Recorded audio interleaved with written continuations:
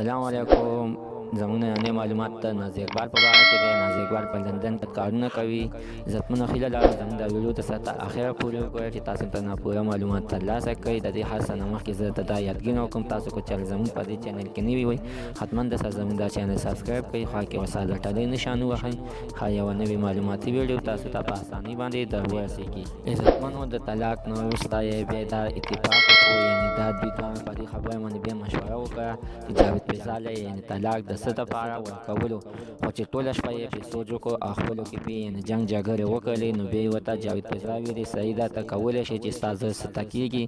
هغه شانتې کار ته کولی شي او چا سره دې زړه وي یعنې ترې کولی شي، خو اوس ما مه شرموه ولې چې زه یو پښتون افغانی یم. صحیح ده په حیثیت یې ښځه به دې نه ساتم خو په نامه به مې ناستې. ټوله شپه نازي اقبال ته جاوید فضا دغه شانتې سوال څارنې کولې خو نازي اقبال نه منله.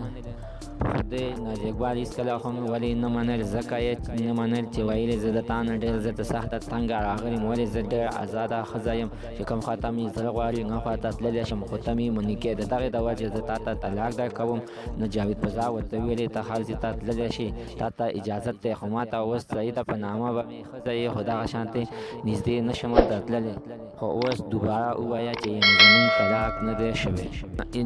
عزتمنو دغه شانتې جاوید فضا نازي اقبال ته ټوله شپه لګیو او سوال ځارنې یې کولې، خو اخر بیا نازي اقبال ومنله، ویې ویلې چې صحیح ده. نو سهار چې دوی څه ټایم کې راپاڅېدل او سمدستي په دې ویډیو باندې راغلل او دغه شانتې جعلي یو څو ملایان خو یې پیدا کړل او هغوی پرې دغه فتوې جاري کړل چې یعنې د دوی طلاق نه دی شوی، دلیل ځل باندې نه دی شوی، ولې چې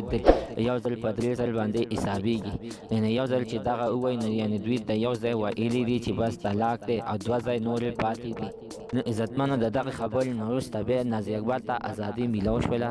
او عزتمنو اوس هغه دغه شانتې سره عام دغه شانتې غلط کارونه کوي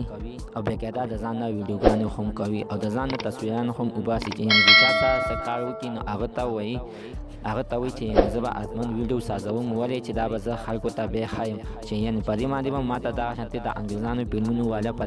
دې ویډیوګانو باندې ما ته پیسې راکوي. منو تاسو کتلی شئ یعنې چې اوس نازي اقبال په لندن کې دغه شانتې غلط کارونه کوي او خلکو ته غاړې او چپایګانې او دغه شانتې نور کارونه ورسره کوي.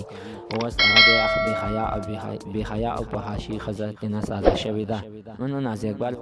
زه چې لندن ته راتلم نو زه د دغې ازادۍ دپاره راتلم چې یعنې زه ازاده زندګي تېره کړم او زړه چې مې څه غواړي نو هغه وکړم او په زړه باندې مې ارمان شروع نه کړم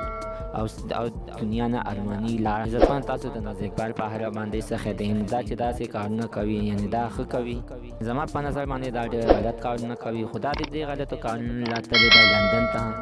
عزتمنو که تاسو کو چېرې زموږ د خبرو سره اتفاق کوئ یعنې چې دا ښه کار نه کوي نو حتما انسان لاندې په کامنټ کې خپل نظر شریک کړئ.